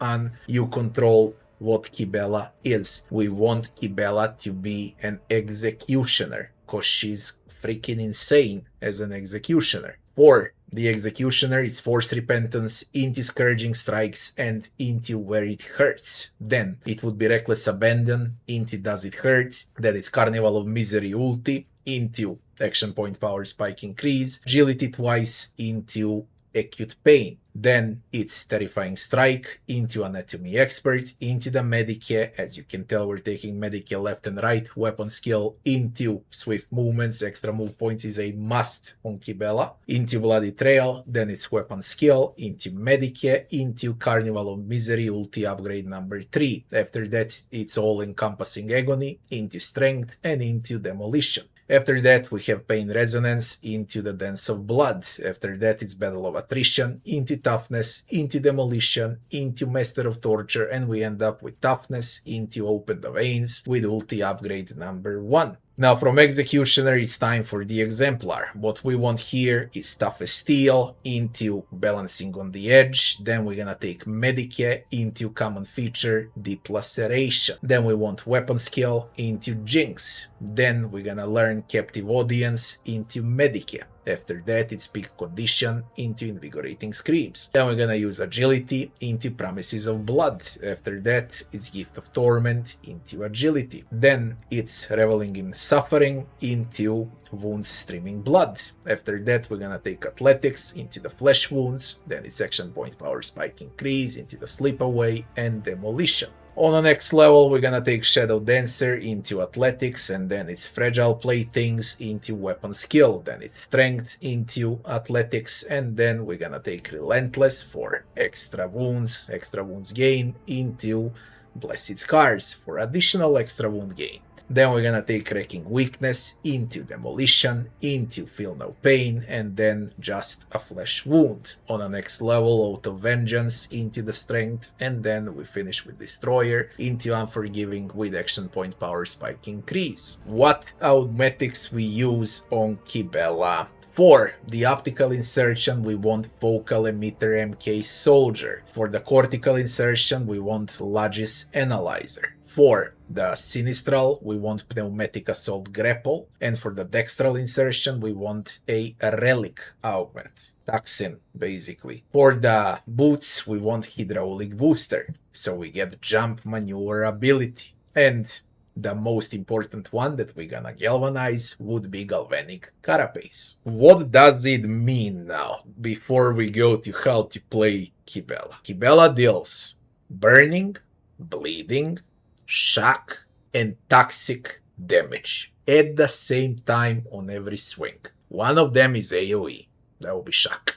So she deals all type of damage in the game that exists plus physical. So we can call 5 types of damage on Kibellah. She absolutely nukes every single boss in one round when she has an ulti. Believe it or not, it doesn't matter what boss it is. If it's 20,000 HP on a boss, Kibellah will deal 20,000 damage. She's absurdly broken and OP. Now, how do we play Kibellah? Early on in a game, usually what you wanna do is use the Blood Oath, use the Where It Hurts, okay? And then you go to some enemy, you smack them with that from above, then you use a basic attack, then you can use Blade Dance, and you return to the starting position with Artistry. And that's about it, until you get ulti. Once you get ulti, then you use that Waltz. And that Waltz will clean the entire screen of all enemies, including bosses. That's how we play early on. Later on in a game, what we usually want to do with Kibellah, because now she has a lot of wounds and she recovers a lot of wounds, you can risk all of those abilities that cost wounds. She's gonna recover everything. Okay, so basically it doesn't cost.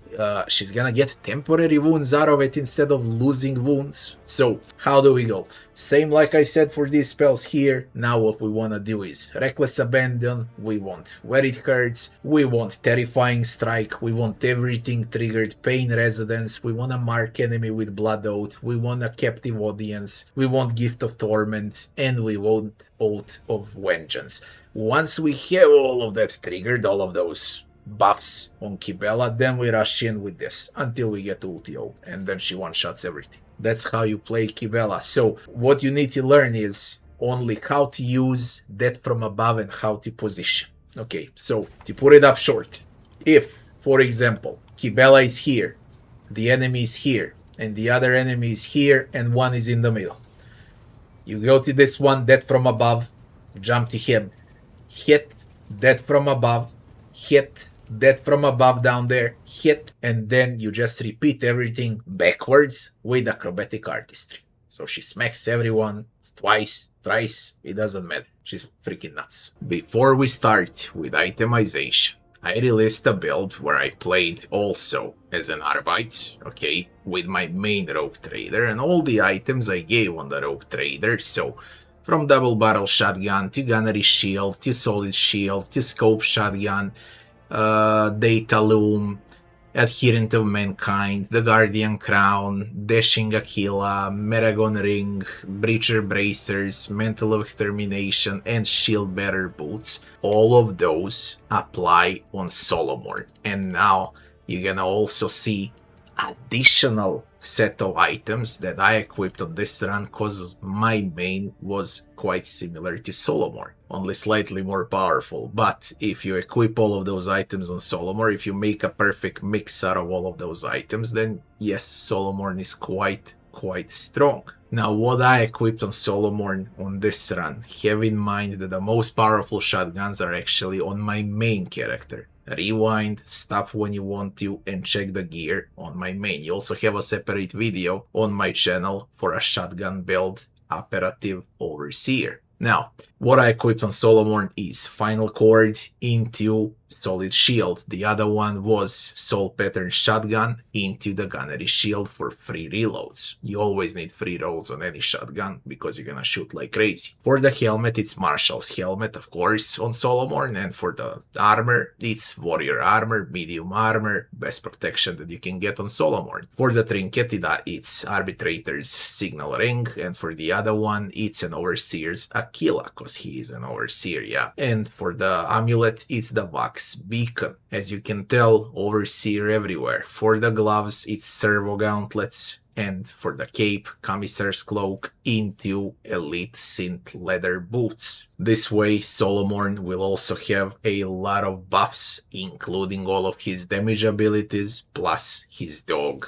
Glato. Do not forget about Glato. For the Glato, of course, the better equipment, you'll find it along the way as you play, of course, so this is the best one that you can equip basically on Glato. Solomorne doesn't need any augmetics. The only one that he can play with is his Masterlink Visor, okay, from the very start of the game for the dog Apprehend, but that's already on him, and the Hand of Penance for the Forceful Pledge ability, and that's about it. You really don't need any other augmetic because he shoots with a shotgun that you can practically go and play with similar augmetics like I did on my main rogue trader with the Wrath of Drusus somatic insertion or with an optical insertion tactical analyzer, but basically you really don't need it on Solomorne. Now let's transfer to leveling. Solomorne is a soldier, we can't change a thing over there, he's fixed like this into the Overseer, and we can't change that as well because he does play with Glato into Exemplar. What we can do is check what upgrades we use for Overseer and Exemplar. So Glato, Dog into the Advanced Tracking, into the Relentless Pursuit, into the Overcharge, then it's Action Point Power Spike, into Ballistics, into the Arbite's Physical Training, into Ballistics, then it's Bite. After that is Demolition, into the Shotgun Mastery, then we're gonna go with Perception, into It Will Not Die, then it's the Rite of Calibration, into Perception, into Demolition, and into Ulti Upgrade number 3. After that, it's Enhanced Augmetics, into the Binding Purpose, then it's Agility, into Coercion. For the ability, we're gonna take Run, into the Weakest Link, and into the Better to Die for the Emperor. After that, we take Agility, into Coercion, and we finish off with Chain Maw, Swift Movements, and Ulti Upgrade number 2. From Overseer, we switch to the Exemplar. On Exemplar, the first talent we're gonna learn is Autonomous Protection Algorithms. We want Glato to be strong. Solomorne relies a lot on Glato, yeah.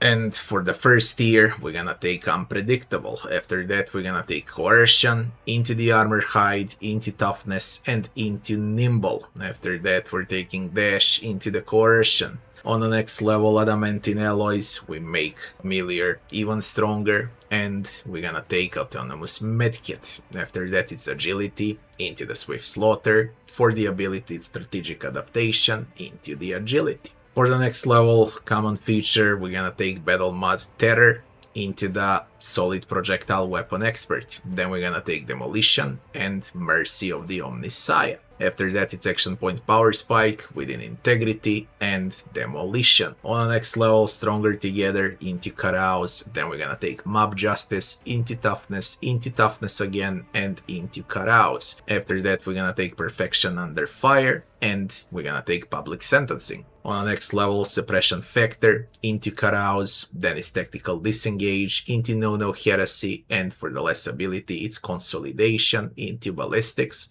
Then we finish everything off with Invincibility and Tenderize into Action Point Power Spike Increase. How do we play Solomorne? Always, when the fight starts, you wanna see what you can do with Glato, with the dog. Whether you wanna go with Apprehend, whether you're gonna use Run, whether you wanna use Bite, or whether you wanna use Consolidation or Protection. So, what to use and when. Usually, the most aggressive would be to go with Apprehend, and then you rush in with Solomorne, shoot, and the dog bites again. And then you Apprehend again, use Running Gun, shoot, and the dog bites 2 more times. If you wanna knock down an enemy, you're gonna use bite. If the dog receives damage, that's when you're gonna use Torrent of Fury, and then you're gonna shoot because you're gonna deal more damage. Remember that you can always reposition as Solomorne because he's a soldier. He's got dash, he's got consolidation, and he also has get back in a fight because of the itemization. Protect is extremely useful when you really want to protect allies, but again, the best how you can play this game is by being aggressive, and Solomorne is quite good with his dog at being aggressive. So don't be afraid to rush into the fight with a dog. Even if it goes down, you can always bring it back with reactivate. Plus it's an extremely tanky dog, by the way, with all of the talents I gave for it. The bottom line is, and what you need to learn about Solomorne is, do not shoot until the dog plays first. Then you shoot so the dog bites again.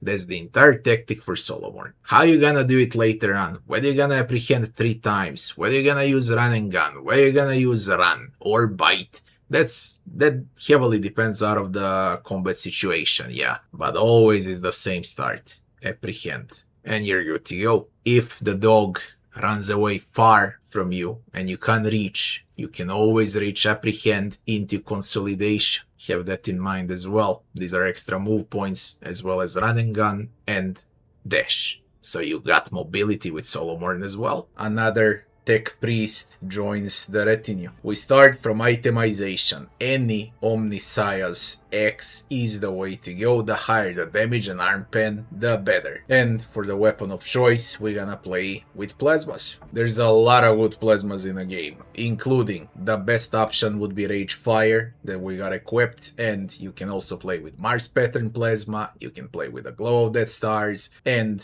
Ancient Plasma Rifle. All of those are completely valid on this build and they're very easy to acquire. As far as the helmet goes, we want Pain Point Analyzer, none other but this. And for the trinkets, we want Electromechanical Converter, and we want Charge Collector. Basically, what we want to do is max out new abilities on Eogunn as well as potential energy. And that's why these trinkets for the amulet, again, potential energy, motive force, reservoir. And for the gloves, we're gonna take overcharged gloves to deal more damage with plasma. And Eogunn as well, he doesn't have body armor, he doesn't have boots, and he doesn't have cape. But what he's got is huge augmentation. Now, as far as augmetics go, the most important one is somatic insertion, subdermal compensator, and this is the one we're gonna galvanize. As far as the locked ones go, we don't need to cover through them, but for the dextral insertion, we're gonna use a modified Magnarail lens, and for the sinistral insertion, we're gonna use remote revitalizer. For the musculoskeletal, we're gonna use a Grav Core circuit. This is perfect on Eogunn. And for the cortical insertion, we're gonna use Cerebral Inverter MK2. As far as the optical goes, Focal Emitter is by far the best option on Eogunn. Now let's see the leveling. Officer into Master Tactician into Exemplar. For the Officer, Voice of Command into Tech Use, into the Bring It Down, then Finest Hour ult, then it's gonna be Lasting Impression, into Intelligence, into the Logic, into the Decisive Response, into Intelligence, into the Arrow Authority, then it's Tech Use, then it's still Resolve, into the Tech Use, into the Finest Hour ulti upgrade number 1, into Logic, into Ballistics, into the Inspiring Speech, then Ballistics again, into the Take Aim, into the Medicae, then it's Focus, into Logic, and then for the end, Fellowship, into Calculated Relations with ulti upgrade number 4 for the Finest Hour. And now we switch to the Master Tactician where we actually have control, and that would be Tactical Advantage and Press the Advantage. After that, it's Defend the Divine Work upgrade ability. The next one would be Galvanic Reaction, into the Orchestrated Firestorm ult, then it's Action Point Power Spike Increase, into Fellowship, then it's Ballistics, into Trajectory Calculation. Then it's Charge Distribution, into the Nerves of Steel, into Medicae, then it's Fellowship, into the It Will Not Die. After that, we're taking Conduction, into the Medicae, and into Intelligence. Ulti upgrade, Orchestrated Firestorm number 2. After that, we're gonna take Against All Odds, spells into Medicae, into Intelligence, and excess energy into Galvanic Gate Mechanic.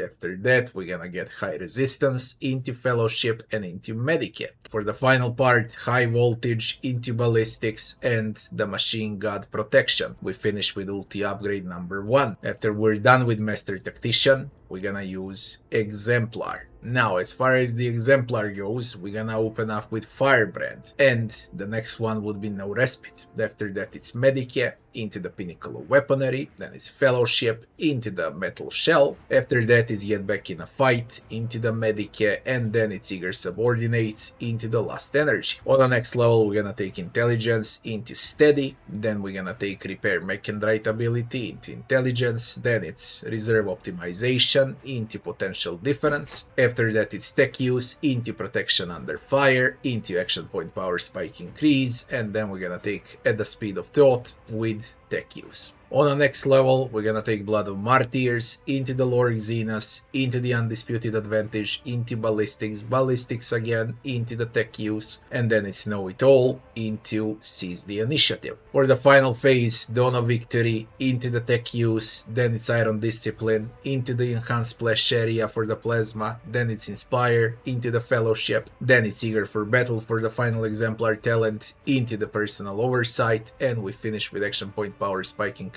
Why Eager for Battle? Because he's got a lot of freaking abilities and you wanna use all of them in the endgame. How do we play Eogunn? Early on, at the beginning, like early phase of the game, I consider that Act 1, Act 2, till the very end of Act 2, then the mid-game starts. So, till the very end of Act 2, most of the times what we're gonna use is we make someone play, so you're gonna use Voice of Command into make someone play, into Air of Authority, and then you fire with your weapon. Okay, also have in mind that you can restore wounds with Eogunn on any ally that has augments. Plenty of allies, including the Rogue Trader, will have augments. So this is an optional ability. Galvanic Field, if you know how to position, you won't use it as much. But for example, if you send some melee like Kibellah or Abelard, and if you don't want to deal damage to them, you can protect them with Galvanic Field, and then you want to shoot with Magna Rail. Of course, when you want to make Yrliet or Argenta play, have in mind that you gotta use Voice of Command into the Take Aim, and then you're gonna give them extra turn, bring it down. Now, of course, this is Master Tactician. Do not forget to trigger press the advantage before shooting. As far as Defend the Divine Word goes, it's also optional. When you wanna use it, you wanna use it on characters that soak up damage, that gonna tank, like Ulfar, Abelard, even maybe your main Rogue Trader. That's if you wanna soak up damage. If you wanna deal damage, you usually wanna use this one on Yrliet, Argenta, Heinrix, etc. Charge distribution, and when do we use charge distribution? Make sure that you always use it on a melee, because melees have a lot of single target attacks, and this gives them shock. Electrified strikes that gonna shock extra damage, okay? The best one to use it on is by far Kibellah. She's completely insane with charge distribution. The gate, and when do we use the gate? The gate is best when you position well with Argenta, and then you summon the gate, and then you go with burst shot through that gate, because every bullet will deal additional shock damage and will have additional armor penetration. Of course, it's also valid on everyone else that shoots. Just make sure to position well before casting Galvanic Gate, and this is more an end-game ability. When someone is in trouble, burning, bleeding, toxin, or stun, you can always go with Get Back in a Fight. So all of the spells I gave are optional, but bread and butter for you is Voice of Command, into play again, and then you pick what you want to do between these two, Air of Authority or Take Aim, and you pick what you want to do between these two, between damage or defense, and that's about it. Now, as far as damage dealing goes, on Eogunn, Magna Rail Blast is absolutely nuts, but it's usually much better to cast this one on turn 2, turn 3, than immediately, okay? Because you need those stacks of potential energy. The more stacks you have, the more damage you're gonna deal. During the first round, make sure to buff everyone up, put a galvanic gate, use the Tactician, press the advantage, shoot someone with your plasma, give someone extra rounds, give someone more resolve for faster ult and whatnot, and then on turn 2, if enemies survive that is, then you're gonna see the true power of Magneral Blast. And of course, Master Tactician also gave us Inspire. Inspire rhymes extremely well with all of the other buffs that Eogunn gives to the party. So Eogunn is basically a mid-damage dealer, but crazy good buffer. Not to mention his ultis, Finest Hour and Orchestrated Firestorm, those are also huge to have in a team. It's an officer, a cog officer, but if you don't play, for example,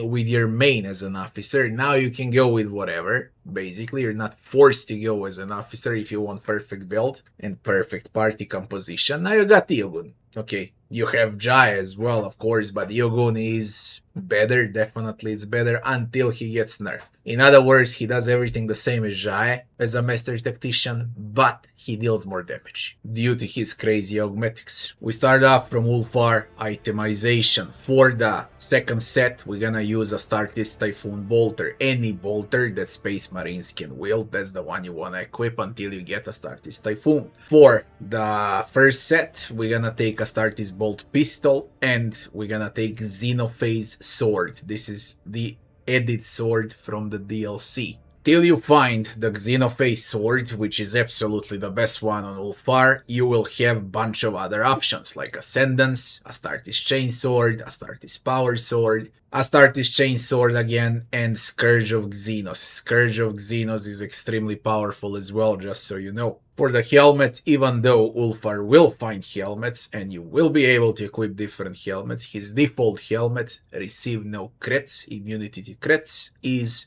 by far the best one till the end of the game. That's how it is. As far as the body armor goes, Might of Fenris is absolutely the best one on Ulfar. The first trinket will be Iron Cape, which offers basically an extra life for Ulfar, even though he's extremely tanky. And the other trinket would be a Combi Tool, military Combi Tool, because he is an Arch-Militant, so you benefit out of versatility. Now, as I said, extra life on Ulfar, on top of huge deflection, great armor percentage, great dodge, and maxed out parry, makes him literally unkillable. Now, for the amulet, we're gonna use Slicing Symbol. You get movement points when you kick someone. Extremely good. And when you dash, Ulfar has both. For the gloves, we're gonna use Blood Ice Gauntlets. Reason, you're gonna use a lot of melee, you stagger every time when you hit with a sword. For the cape, we're gonna use Wolf Pelt Cloak, flat armor percentage. And for the boots, we're gonna use Icebreaker Sabatunes. Kick has 0 action point cost, you can kick non-stop basically. And then you get movement points because of the other trinkets. Also, kick deals insane damage because Ulfar on this build has insane strength. Now let's see Ulfar's leveling. Soldier into Arch-Militant into Exemplar. Soldier is already fixed because you find Ulfar once he's already an Arch-Militant. Yeah, so you level up from this point and onwards. So we're gonna cover Arch-Militant. We don't cover Soldier because that's how it is. That's the game. Don't blame me. Now, for the Arch-Militant part, we're gonna go with versatility into a kick, into martial arts, then we're gonna take steady superiority, into action point power spike increase, ballistics, then we take always ready talent, then it's toughness, into wildfire, into nimble. Again, Ulfar parries, soaks up damage, deflects, and dodge at the same time. Okay, Omega Tank. Then we're gonna take athletics into broad expertise, into toughness, into bolt weapon expert. Then we're gonna take flash fire, upgrade for the wildfire. Then we're gonna use athletics into toughness, ulti upgrade number 4 for the steady superiority. Then we're gonna take carouse into the arms master. Then it's toughness into the brutal hunter. Then we're gonna take reckless rush, which is mandatory for the late game. Then we're gonna take all out into strength, into carouse. After that, we're taking dependable into strength, strength again, into tenacity, and we finish with ulti upgrade number 2. Now, as far as the Exemplar goes, the very first one we're gonna get is tough as steel, cause Ulfar is gonna become extremely tanky from this point on. Then we're gonna take enough bullets for everyone, into the athletics, into the accustomed to glory, then we're gonna take toughness, into common feature grenadier. After that we're gonna take dash into the athletics. For the next level we're gonna take peak condition Exemplar talent, we max out that strength, and we're gonna take critical versatility. After that it's toughness into the swift slaughter, upgrade for the level in slaughter. After that we're taking devastating attack into ballistics, then we're gonna take adaptability into the combat master. Then we're gonna take carouse into the flesh wounds upgrade. Now, after the action point power spike increase, we're taking muzzle velocity into carouse, then we're gonna take integrity into carouse, then we're gonna take preferred targets into strength, then it will be the weapon skill into carouse, and then for the Exemplar talent we take relentless. Ulfar recovers 55% more wounds, no matter even if he gets damaged. On every next turn he's gonna wind up with full HP again.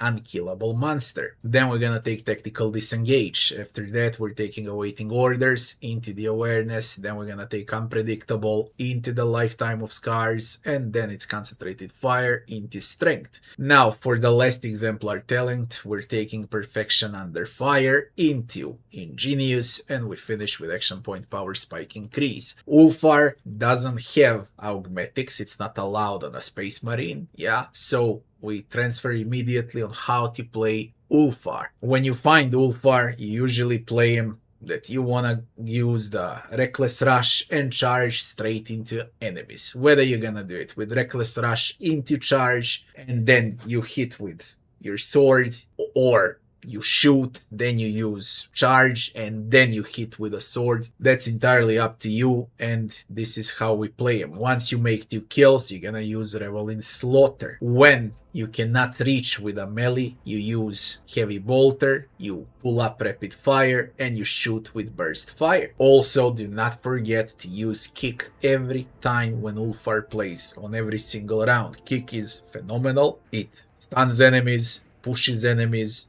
deals tremendous amount of damage, resets movement points on Ulfar. And of course, his ulti, Firearm Mastery, is absolutely crazy because you can smack enemies in the late game with a sword for like 300 to 400 damage. Plus the kick in the mid of that, you can easily deal like 45,000 damage in a round with ulti.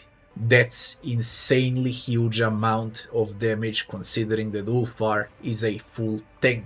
A true Space Wolf, yeah. Also, make sure that when you have action points available, like the last 1 or 2 action points available, you always use Run and Gun so you can hit additional time for free. We start off from Marazhai's itemization. One set should have a Bloodseeker Clave or any highest damage 2-handed melee weapon, and the other one should have 2 one-handers like Sharpened Venom Blade and Jin Blade of Yrliet. Extremely valid is also a Virulent Slicer, and of course Omega late game Torn Clave for the 2-hander. A very good one-handed blade on Marazhai is also a Sharpened Poison Hekatari Blade. And of course there's also a Master Crafted Hekatari Blade. Heart Piercer is also the weapon you can consider equipping. And for the Omega late end game is the Blade of the Blood Hunter. So Marazhai has plenty of great weapons to play with. Your choice what you wanna do with all of those weapons. I told you was the best. Highest damage with highest arm pen is usually the best. Now what do we do with helmet? Vivisector Visor is the best option on Marazhai, and the Blackheart Cabal Origin Kabbalit Armor is absolutely the best thing that you can equip for the body armor. The other option would be the Gift of the Grave Lotus and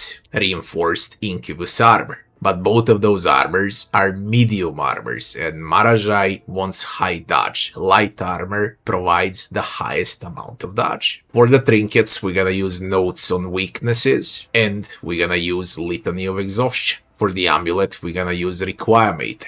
For the gloves, of course, it's Spiked Gloves, the best ones on Marazhai, and for the cloak, we're gonna use a Swashbuckler Cloak. with that world war boots. This itemization allows Marazhai one simple thing: he's never gonna mess with melee attack. That's extremely important for the assassin. Marazhai doesn't have any augments, so we can straight up go to the archetypes. We can't touch the warrior, cause warrior is how it is on Marazhai, but what we can touch with talents when we find Marazhai is the archetypes, and that would be the assassin. Now what do we do with Marazhai and the assassin? Seek the opening, into the Dance Macabre, into the NI for the Unscated, then is Dispatch ult, into the action point power spike increase, into the agility, and into the Lone Killer. Then we're gonna take agility, into athletics, and into the Death Whisper. Bread and butter for every assassin, yeah. After that we're gonna take Lethality Heightens, into the weapon skill, and into the dual weapon combat. For the next level we're gonna take Deadly Calculation, into the weapon skill, and into athletics again. Ulti upgrade number 2 on dispatch, then we're gonna use characteristic training into agility with ambush. After that it's perception, into carouse, and we're gonna use elusive shadow, his best defensive ability. After that we're gonna take Mantle of Agony, into the Bringer of Doom, into carouse, and for the final part is professional acumen, into strength, and into it will not die. We finish with ulti upgrade number 3. After we're done with the assassin, we're gonna go to the exemplar, and the very first one we're gonna take is Insta Destroyer for the exemplar talent. After that we're gonna take Shearing Strikes, into the athletics, and into esquive. After that we're gonna take weapon skill, into the Prey on the Weak, then we're gonna take Sworn Enemy from the warrior, into the athletics, then we're gonna take Know It All, into the elusive speed. That would be the upgrade for the elusive, the only defensive ability by the way. After that we're gonna take agility, into the ramming speed, increase charge, then we're gonna take Poise Strike, into the agility, and then we're taking perfect opening, into the Trueborn Superiority. On the next level we're gonna take carouse, into the critical velocity, into the action point power spike increase. After that we're taking thick skin, into the demolition, and then we're gonna take clenched teeth, into the Lorg Xenos. After that we're taking Carmine Whisper, upgrade for the Deadly Whisper, and weapon skill. On the next level we're taking strength, into the Lorg Xenos, and flesh wounds, into the epicenter of slaughter. For the final phase we're taking Seize the Advantage, into the Lorg Xenos, into the Invigorated Hatred, and into the Swift Movements. Then is the Killing Edge, into strength, and we finish with a Perfection Under Fire, into the Morbid Pirouette, and action point power spike increase. How do we play Marazhai? Marazhai is an assassin. You gotta sit and wait in a full cover until you can reach multiple enemies at once and until enemies are all close together. Why? Because that's when you wanna use Breakthrough, when you wanna use Dance Macabre, all of those assassin abilities to position behind enemies, and use openings. When you hit the opening, Marazhai hurts like crazy, but you gotta be patient for that. So what is the usual way once you find Marazhai in Act 3 and how you should play with him? You wanna use Joyful Torture, and you wanna charge into an enemy. After that you wanna try and get the breakthrough for the slash, then you can use slash multiple times, and after that you're gonna use base attack into the opening, then you're gonna aim for the opening, and then you're gonna use that whisper, and you finish the round with elusive shadow. That's the best combo that you can trigger on Marazhai. For the Omega late game, on all of that I said, once you get close to an enemy, you wanna make the enemy that you wanna kill a sworn enemy, and then you wanna do Poise to Strike and Killing Edge before hitting them with base attacks. Do not forget to aim for the openings non-stop, cause that's how you deal damage as an assassin. Once and before the round ends, if Marazhai is surrounded by enemies, you can escape with Dance Macabre and trigger Elusive Shadow. He should be quite safe after those two. Of course, for some extra protection, if you have some action point available after all of this, which I doubt that's gonna happen, okay, in Act 5, but before that, there is no way. In Act 5, you can end up with Endure as well. The entire point with Marazhai is how you position and when will you enter all of the fights. Very good to apply on Marazhai are some buffs from the officer or from some psychers, okay, especially from biomancy, and then he's gonna hit even harder. On its own, alone, he is quite squishy, but when you cast right spells on Marazhai before he plays, he can become extremely OP, especially with a Daring Breach, when he can hit a lot of times in the endgame for some huge damage with aim for the opening. When we use this patch, only when we fight bosses. That would be it with Marazhai. If you enjoyed the video, don't forget to like, share and subscribe, and I'll be seeing you on the next one. Thanks for watching.